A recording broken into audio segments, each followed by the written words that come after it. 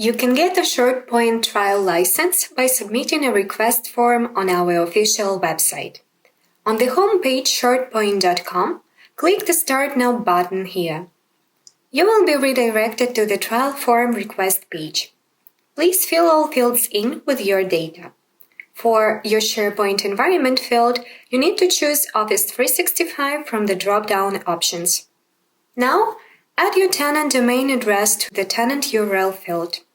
You can find it on any SharePoint site of your tenant. This is your domain name. And we will be installing ShortPoint on the same tenant on the main root side. Simply copy the tenant URL from the address bar and paste it to the request form. If you would like to try ShortPoint for Microsoft Teams, put a check mark here. Then click the Start Trial button. You will receive a trial confirmation to the email address you indicated in the form.